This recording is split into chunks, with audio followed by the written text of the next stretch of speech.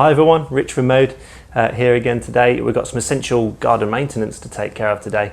As you know from the previous videos, we've had some works going on and the lawn's trying to recover, and we're going to kind of help that along today. But to start with, we've got some lawns to cut, front lawn and back lawn. Might use the rotary mower as well as the cylinder to clear some of the debris at the back of the garden. Got a big tree, drops lots of branches over, and I don't want to damage my atco, so I might do that. Going to do some aeration today as well, not hollow tine, just some solid tine. Going to use a fork just to release some of the compaction where the digger had been driving back and forth for a couple of weeks. It'll allow air to get down to the roots, and if I'm going to put some product on today as well, it allows some of that product to soak down down to the roots. And we're going to have some rain as well, so it's going to really help once I put on the kelp and the humic acid for that grass to kind of come back and start to turn green again, which it is doing, and you'll see that in a little while. Yeah, so we're going to apply the kelp and the humic acid to front and back gardens today. Going to fill up the knapsack sprayer, get out and spray it. What that's going to do is just going to help all the nutrients that I've been putting into the soil via the fertilisers over the last few months. It's going to help the plant make the most of them and get them from the soil into the plant so it can actually start using them. Finally, we're going to hand water the new seed. It's been really hot. It's nearly 30 degrees today, so there's a lot of evaporation. 2 or 3 times a day I'm watering the seed at the minute, just trying to keep it damp, because that's how you get best seed germination. It's not looking too bad either, to be fair, the new seed.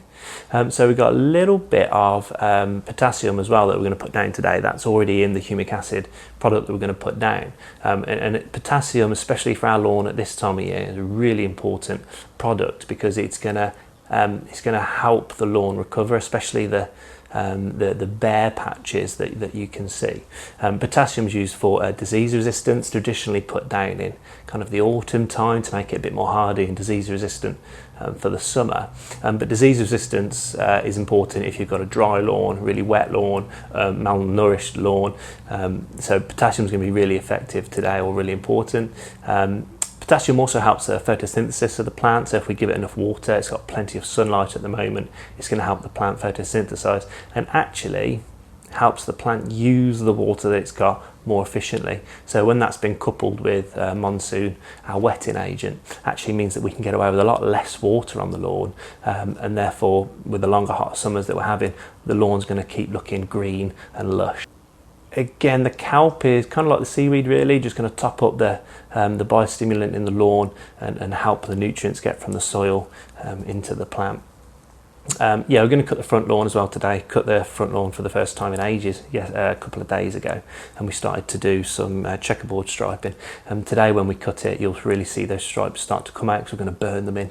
Burning them in is how you cut the lawn in the same direction a few times over to really make the most of it'll make those stripes really vivid, so that'll give the neighbour something nice to look at this week. Yeah, thanks for tuning in again today. Don't forget, like and subscribe. It really helps us out. We can get the content pushed back to you. But for now, let's go for a cut.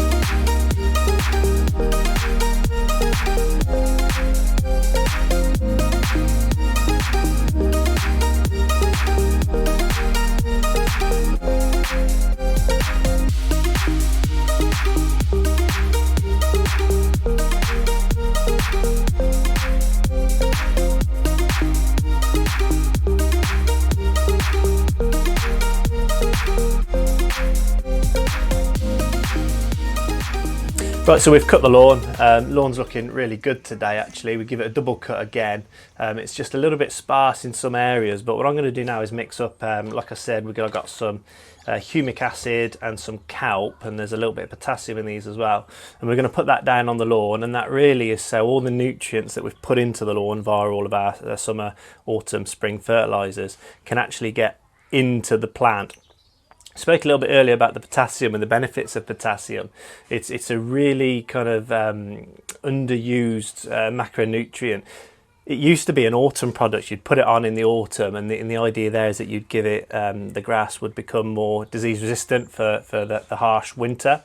However, now we're realising that actually you need potassium for general plant health. Yes, disease resistance, but it also helps the plant use what little moisture it's had access to. It helps it use it really efficiently as well. So at the moment, because it's a really hot, dry summer, we've also been putting down some wetting agent to help keep the moisture that we're having, the rain, at the root zone, and helping it penetrate the surface, the soil.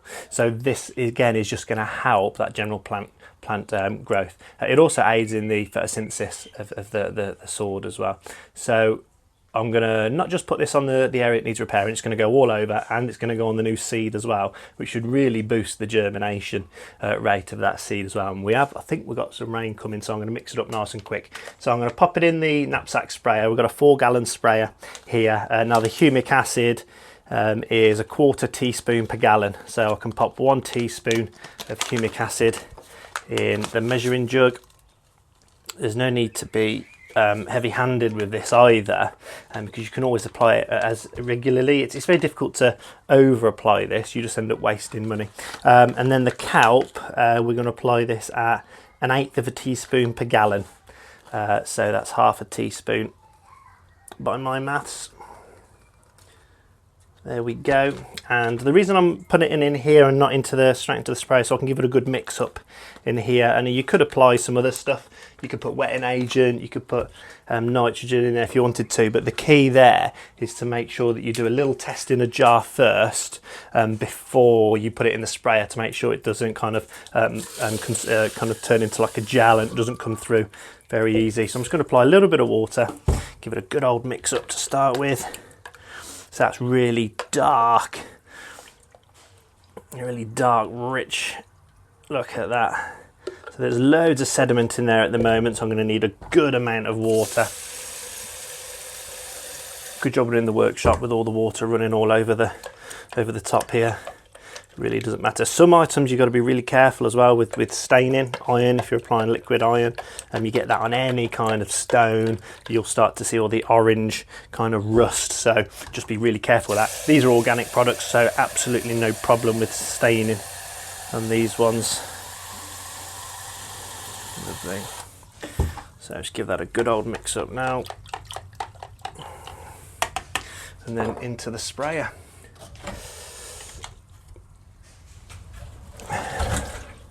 I've already put a little bit of water in the bottom of the sprayer, just to help it kind of mix a little bit. And as you can see, actually that's mixed in really well.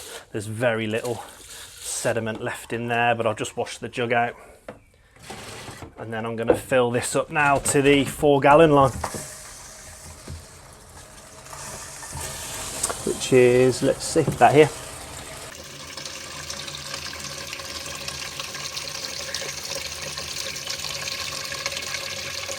Yeah, so you can see just by putting what's that, 1.5 teaspoon of product in there, how dark it actually still is. Now it's a really dark looking solution, but my jug's clean, there's no sediment left in there. What I'm going to do now is screw the lid on. Now this is a pressurised knapsack sprayer. I've got a pump on the side which will keep the pressure in, and then when I pull the lever on the wand, it will spray it out. I've got 4 gallons, 15 litres in pound sterling. So now all I've got to do is pop on my back and go for a spray. So application rate's important, usually when you're applying things like nitrogen and iron, because you can over apply it and scorch the turf. And here, this is a really easy product to apply. Like I said, we're not going to scorch turf, we just waste a little bit of money if we over apply, but ultimately I know the application rate of this spray. I'll keep it nice and pressurised, nice to have a brisk walk across the surface. I'll go left to right, I'll go up and down, I'll do the front lawn, and I'll just keep going in different directions until I've emptied the product. And it's always difficult, there's always a little bit left in the end, in the bottom. But yeah, we'll get this down. Won't see any reaction over the next few weeks. It's not a fertiliser, it's not going to green anything up, but it should accelerate the recovery of the bare patches. And like I say, it will also help the seed germinate. So let's go and spray.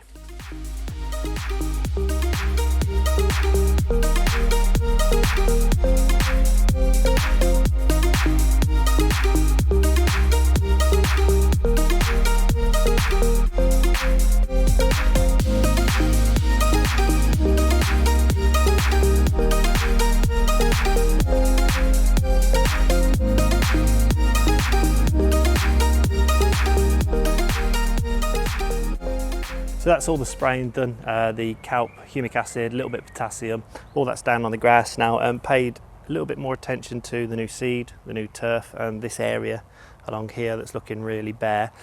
16 litres, around about 4 gallon has gone down in the end. And it looks like we might have some rain. I do want to water it in. I will water it in. But if we have some rain, that'll just help it soak in a little bit more. Spraying took me 10 minutes. Important thing now is that I wash out the sprayer, clean water, just keep rinsing it out so it's clean for the next time I put something on. So pretty good day today. We got all of the product sprayed down like we were wanting to. It looked like it was going to rain at one stage as well, but no, it's clear blue skies again. So we've popped the sprinkler on just to wash in the humic acid and the kelp into the ground. We're just looking back at some of the videos from a couple of days ago actually, and we've seen how much the bare patches have already come on, started to green up again, and that's down to the products that we've already put down over the last few months. So the soil actually has plenty of nutrients in there, plenty of nitrogen, phosphorus and potassium, and just adding things like seaweed, kelp and humic acid just allow the nutrients to get from the soil into the plant. So today I've sprayed around about 200 square metres of grass. This garden, the back garden, about 160 metres, about 40 metres in the front, has about 16 litres of water in total, and only 1.5 teaspoons, if I recall right, of product. So it does go an awful long way, and there's no need to be heavy-handed with it. Bad news today, it sounds like my mower's on its way out. Just as I was coming towards the end of the grass, mowing over there, the gears started grinding. I think it's the pinion gear and the ring gear and the roller. It's really starting to grind, which is unfortunate because it's just come back from service. So I think it could be something fairly catastrophic. So we'll have to have an update on that one next week.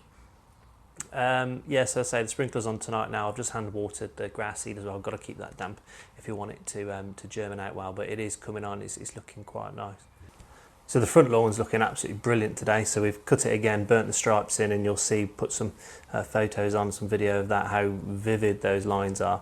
Again, it's a different type of grass on the front, a lot finer, takes a bit more looking after, but does actually look a lot better than the back lawn does. So thanks for watching again today. If you like the video, big thumbs up, like the video. Comment below as well, any questions that you've got. Pop it in the comment below. I'll make sure I reply to all of those, and subscribe as well. It's free and means that we get to push all the content to you, so you don't have to go searching for it. New video next week. Probably be looking at aerating. We didn't get around to aerating today because I've lent my fork to my brother, so I didn't have it in my shed. So we'll definitely do some aeration next week. But until then, see you later.